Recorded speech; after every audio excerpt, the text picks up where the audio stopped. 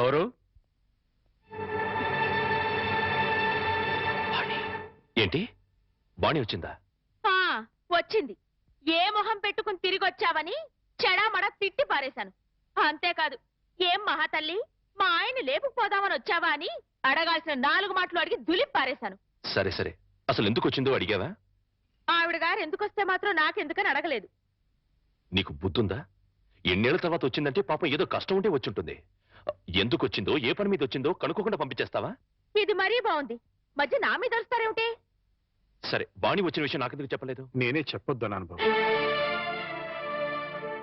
అది మళ్ళీ నీ కంటపడితే గతం నీకు గుర్తుకొస్తుందని, ప్రశాంతంగా ఉన్న నీ మనసు మళ్ళీ పాడైపోతుందని నేనే చెప్పొద్దన్నానయ్యా. మామయ్య, పోనీ వాణి ఎక్కడుందో తెలుసా? మా ఇంట్లో ఉంది. ఇంతకు మునిపే మా ఇంటికి వచ్చింది. ఎప్పుడు కళకళలాడుతుండే ఆ మొహంలో కళాకాంతులు లేవు.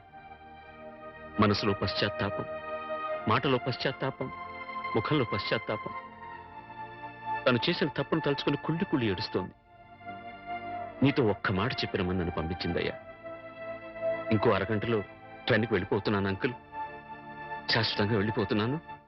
ఇంకెప్పుడు ఎవరికి కనిపించను.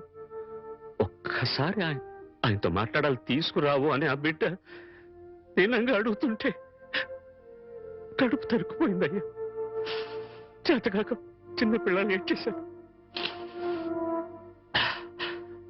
రామారావు, వాణ్ణి తను పోగొట్టుకున్న స్థానాన్ని సంపాదించుకోవాలని అనుకోవటం లేదు. తనకు ఆశ కూడా లేదు. కేవలం నిన్ను కలుసుకోవాలని, మాట్లాడాలని తపన. మళ్ళీ జీవితంలో అవకాశం వస్తుందో రాదోనన్న ఆరాటం. అమ్మను కానీ, నాన్నను కానీ, కనీసం తన కన్న బిడ్డను కానీ చూడాలనుకోవటం లేదు. కేవలం నిన్ను చూడాలనుకుంటుంది, నీతో మాట్లాడాలనుకుంటుందయ్యా. ఆలోచించుకునే వ్యవధి లేదు రామారావు. అమ్మాయి వెళ్ళిపోవడానికి టైం అయిపోతుంది. నువ్వు తనను క్షమించినా క్షమించకపోయినా పర్వాలేదయ్యా. ఆ అమ్మాయి క్షమించమని నిన్ను ఒక్కసారి అడగడానికి అవకాశం ఇవ్వు రామారావు. Please please. సీత, నీ వాణితో మాట్లాడుస్తాను. ఆగండి ఒక్క నిమిషం.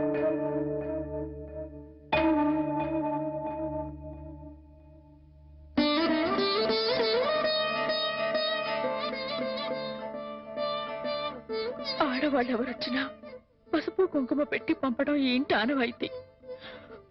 ఆవిడ మీకు చేసిన ద్రోహం గుర్తొచ్చి కడుపు మండి తిట్టొచ్చాను. ఈ చీర పెట్టి వీడుకోలు చెప్పిరండి.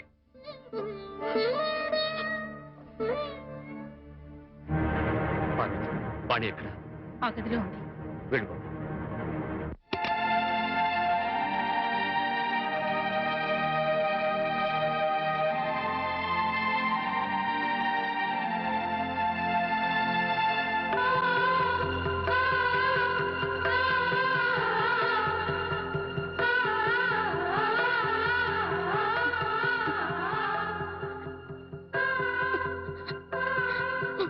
వాణి, బాగున్నావా?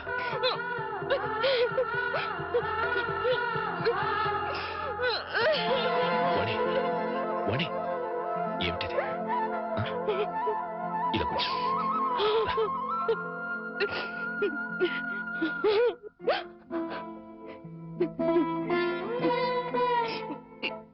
ఏమండి, మీతో ఎంతో మాట్లాడాలని ఉందండి, కానీ ఇప్పుడు నాకు టైం లేదు. నేను చెడిపోలేదండి, ఒట్టండి. ఎవరు నమ్మినా నమ్మకపోయినా నాకు అనవసరం. మీరు ఒక్కరు నమ్మితే నాకు అదే చాలండి. నమ్ముతున్నారు కదా? నమ్మకపోతే నిన్ను చూడటానికి వచ్చేవాడిని కాదు. చాలండి, ఇప్పుడు నాకెంతో తృప్తిగా ఉంది. ఏమండి, ఎవరూ లేని ఒంటరి దాన్ని అయిపోయానండి. వెళ్ళే ముందు ఒక్కసారి మీ ఒళ్ళో పడుకుని నాకు మీరున్నారనే తృప్తితో వెళ్ళిపోతానండి. ఒప్పుకుంటారు కదా?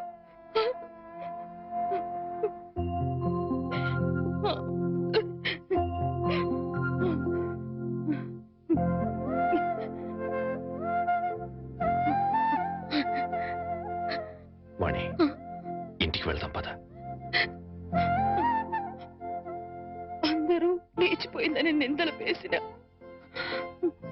అవేమీ పట్టించుకోకుండా మళ్ళీ నన్ను మీ జీవితంలోకి ఆహ్వానించే పెద్ద మనసు మీకున్నా వచ్చే అర్హత నాకు లేదండి. కార్లు, బంగ్లాలు, నగలు, కోట్లు కావాలన్న పిచ్చిలో వాటన్నిటినీ మించిన మిమ్మల్ని వదిలి వెళ్ళిపోయానండి. నా జీవితాన్ని నేనే నాశనం చేసుకుంటాను.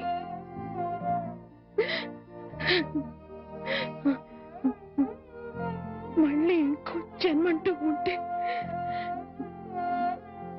మీ భారీగానే పుడతానండి. ఆ జన్మలోనైనా అందరూ మెచ్చుకునే భార్యగా జీవితాంతం మీతో కలిసి జీవించాలని కోరుకుంటున్నానండి. ఇక హాయిగా వెళ్ళిపోతానండి.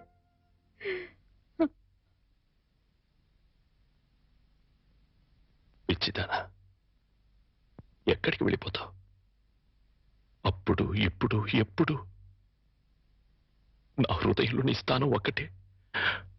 పదమన్నిటికి వెళ్తాం, అక్కడ అందరూ కలిసి ఉండొచ్చు. సీత నేను ఒప్పిస్తాను అన్నట్టు సీత నీకు చీర పంపించింది. ఇదిగో చూడు వాణి, సీత నీకు చీర పంపించింది వాణి. వాణి వాణి వాణి